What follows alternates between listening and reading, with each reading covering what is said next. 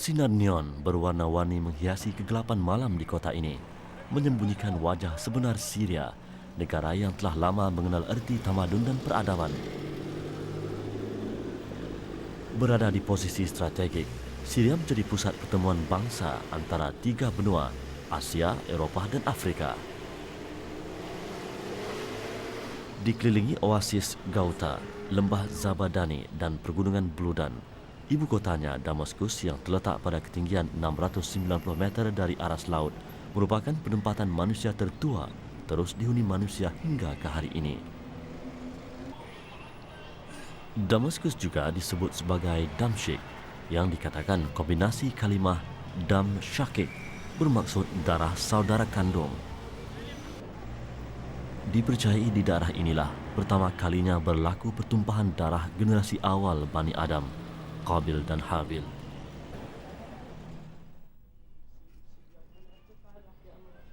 Terletak di pinggir Damaskus, Barzeh, perkampungan di kaki bukit Qasiyun, mempunyai kebanggaan tersendiri.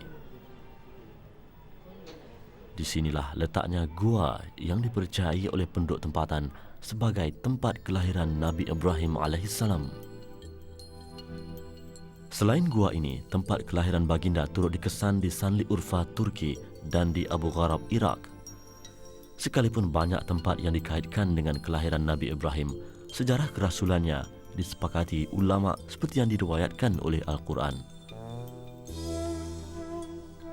Gua menjadi tempat perlindungan manusia yang selamat suatu ketika dahulu. Ashabul Kahfi yang melarikan diri daripada raja yang zalim contohnya, ditidurkan Allah di dalam gua dalam tempoh masa yang amat panjang. Nabi Muhammad SAW menjadikan gua Hira tempat bermunajat kepada Allah sebelum dilantik menjadi nabi. Gua Thur menjadi pilihan baginda berlindung bersama sahabatnya Abu Bakar As-Siddiq dalam perjalanan hijrah ke Madinah. Gua ini tidak segelap hati bapa Nabi Ibrahim bernama Azar. Dia tidak beriman dengan seruan tauhid yang dibawa oleh baginda, sama seperti pemerintah ketika itu yang bernama Namrud. Walaupun bapa sendiri tidak beriman, daripada keturunan baginda lahir nabi-nabi dan para rasul. Karena itu Nabi Ibrahim digelar bapa para nabi. Nabi Muhammad SAW sendiri bersambung salah silahnya dengan Nabi Ismail, zuriat hasil perkahwinan Nabi Ibrahim dengan Siti Hajar. Nabi Ibrahim Rasul terpilih, imannya cukup teruji. Baginda dibakar oleh Namrud dan diperintahkan Allah menyembelih anaknya Nabi Ismail. Kerana itu tidak heranlah baginda termasuk dalam kelompok Rasul Ulul Azmi kerana ketakwaan dan kesabaran yang tinggi.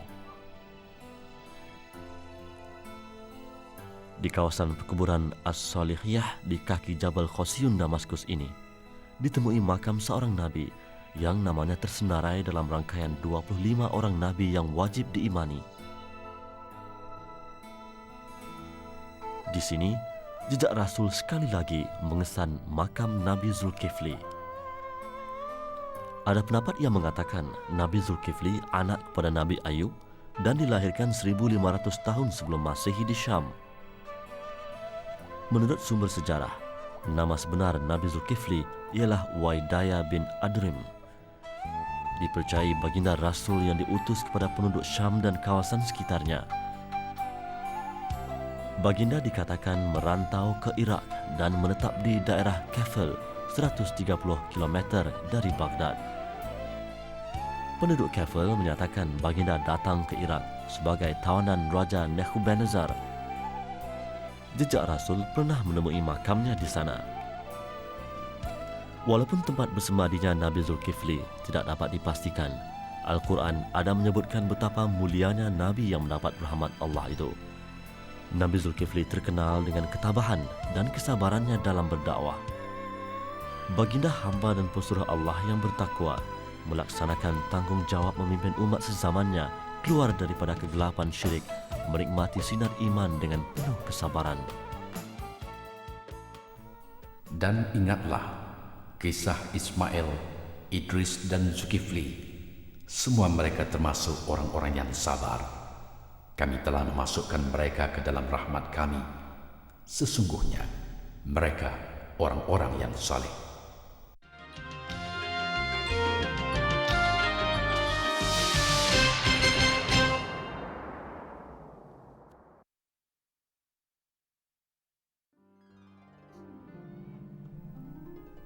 Sebagai kota tertua yang pernah didiami manusia, tidak heranlah Damaskus dikaitkan dengan kisah generasi terawal Nabi Adam, yaitu Qabil dan Habil. Tidak diketahui tarikh tepat masjid di cerunan Jabal Qasiyun ini dibina. Masjid ini ada disebut dalam penulisan Ibnu Jubair dan juga Ibnu Asakir.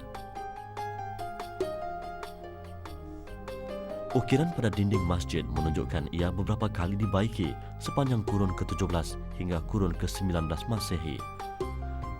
Catatan di sini juga menunjukkan ia telah wujud sejak zaman pemerintahan Saljuk lagi dan kali terakhir ia diperbaharui pada 1384 Hijrah. Tempat ini dinamakan Makam Al-Arba'in atau Magharatud Dam. Di dalam gua inilah dikatakan Qabil telah membunuh saudaranya Habil.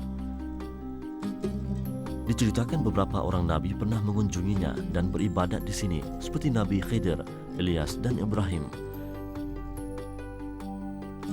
Kerana itulah, dua mihrab di sini dikenali dengan mihrab Nabi Khidir, Ilyas dan Ibrahim.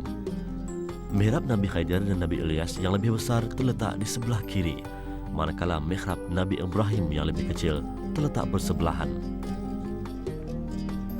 Kepercayaan yang mengatakan dalam gua inilah terjadinya tragedi pembunuhan pertama di muka bumi menarik perhatian pengunjung ke sini sejak zaman dahulu lagi. Diceritakan Khalifah pertama Bani Umayyah, Muawiyah bin Abi Sufyan pernah solat istisqa di sini.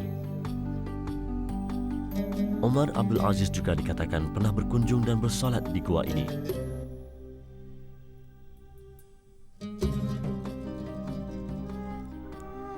Kepercayaan turun-temurun menyatakan di sinilah berlakunya peristiwa berdarah itu.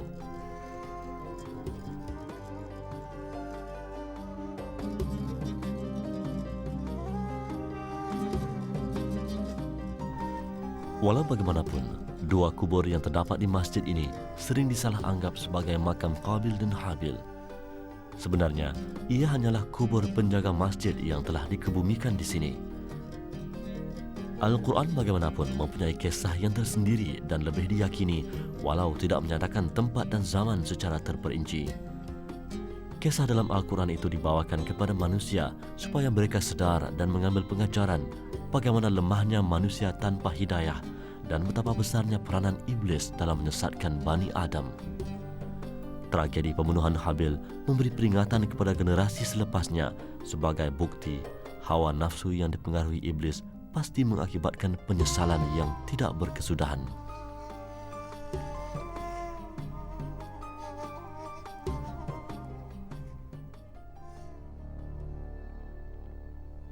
Nabi Adam mewariskan kepada anak cucu keturunannya tanggung jawab sebagai khalifah Allah. Firman Allah dalam surah Al-Baqarah ayat 30 mafhumnya. Ingatlah ketika Tuhanmu berfirman kepada malaikat, sesungguhnya aku hendak menjadikan seorang khalifah di muka bumi. Mereka berkata, mengapa engkau hendak menjadikan khalifah di bumi itu orang yang akan membuat kerosakan padanya dan menumpahkan darah, padahal kami sentiasa bertasbih dengan memuji engkau dan mensucikan engkau. Tuhan berfirman, sesungguhnya aku mengetahui apa yang tidak kamu ketahui.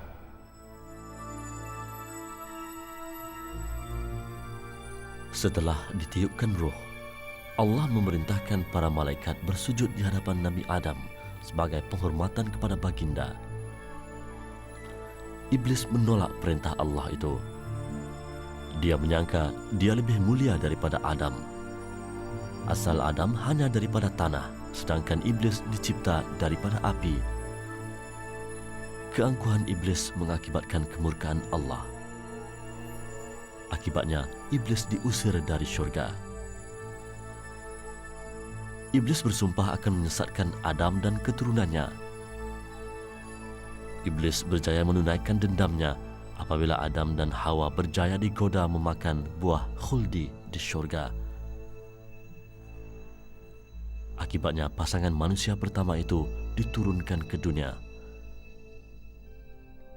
Di bumi, pasangan Adam dan Hawa dianugerahkan zuriat kembar lelaki dan perempuan, yaitu Qabil dan Iklimah. Kehamilan kedua juga melahirkan kembar lelaki dan perempuan, yaitu Habil dan Labuda. Setelah masa berlalu sekian lama, Allah memerintahkan Nabi Adam mengahwinkan anak-anaknya. Qabil akan dikahwinkan dengan Labuda, manakala Habil pula akan dinikahkan dengan Iklimah. Qabil menolak dipasangkan dengan Labuda, sebaliknya mahukan Iklimah, kembarnya sendiri yang lebih cantik. Adam alaihissalam menyerahkan hal itu kepada Allah, lalu mereka diperintahkan menyediakan korban. Barang siapa yang diterima korbannya akan diberi hak menentukan jodohnya sendiri. Habil dengan penuh keikhlasan mengorbankan ternakannya yang terbaik kepada Allah. Sebaliknya, Qabil hanya menyediakan hasil pertaniannya yang paling rendah mutunya. Kisah mereka disebut dalam surah Al-Ma'idah ayat 27 mafhumnya. Ceritakanlah kepada mereka kisah kedua putra Adam, Habil dan Qabil, menurut yang sebenarnya. Ketika keduanya mempersembahkan korban, maka diterima dari salah seorang dari mereka berdua, yaitu Habil, dan tidak diterima dari yang lain, yaitu Qabil. Qabil berkata, "Aku pasti membunuhmu." Berkata Habil, "Sesungguhnya Allah hanya menerima korban dari orang-orang yang bertakwa." Sejak Nabi Adam diciptakan, fitrah manusia sebagai khalifah Allah tidak pernah berubah. Al-Quran ada menceritakan ketika Allah menawarkan amanahnya sebagai khalifah Allah kepada langit dan bumi serta gunung ganang untuk dipikul, ia tidak sanggup menerima kerana bimbang gagal menyempurnakannya. Hanya Adam, manusia pertama yang sanggup menerima tanggungjawab yang maha berat itu. Menurut ulama, amanah daripada Allah itu adalah dalam bentuk tanggungjawab menegak dan melaksanakan agama Allah di muka bumi sesuai dengan kedudukan manusia yang dianugerahkan akal fikiran.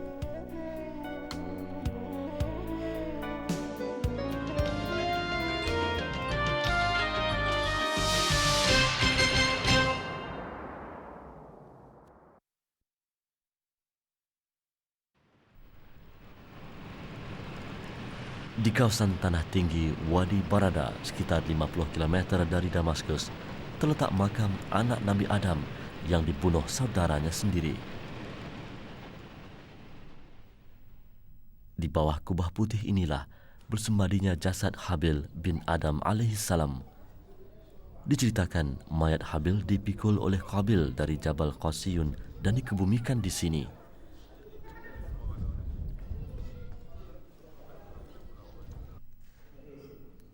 Inilah makam Habil. Habil berjaya menepati ciri-ciri hamba Allah yang bertakwa. Berbeza dengan Qabil yang amat tidak berpuas hati dengan ketetapan ilahi. Lalu iblis mendatangi Qabil.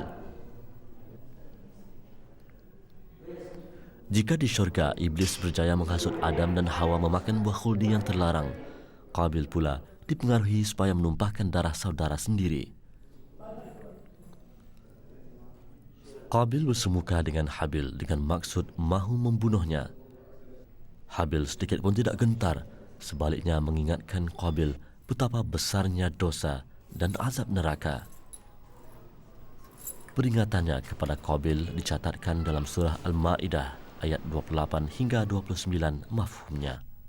Sungguh, kalau kamu menggerakkan tanganmu kepadaku untuk membunuhku, aku sekali-kali tidak akan menggerakkan tanganku kepadamu untuk membunuhmu. Sesungguhnya, aku takut kepada Allah, Tuhan seru sekalian alam.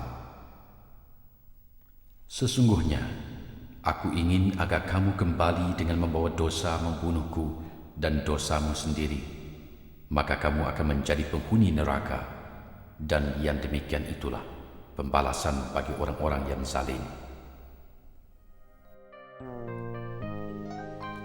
Qabil enggan menerima hakikat yang dia tidak diizinkan Allah mengahwini saudara kembarnya sendiri.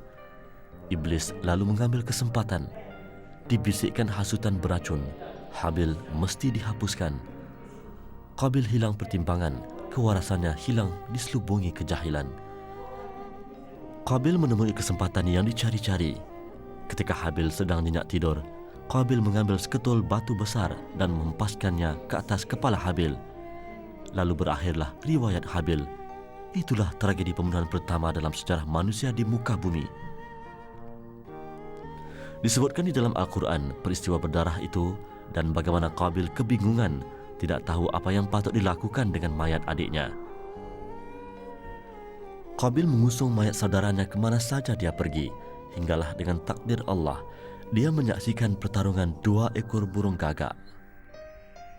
Pertarungan itu mengakibatkan seekor daripadanya terbunuh. Qabil memerhatikan perlakuan burung gagak yang menang menguburkan mayat lawannya yang mati.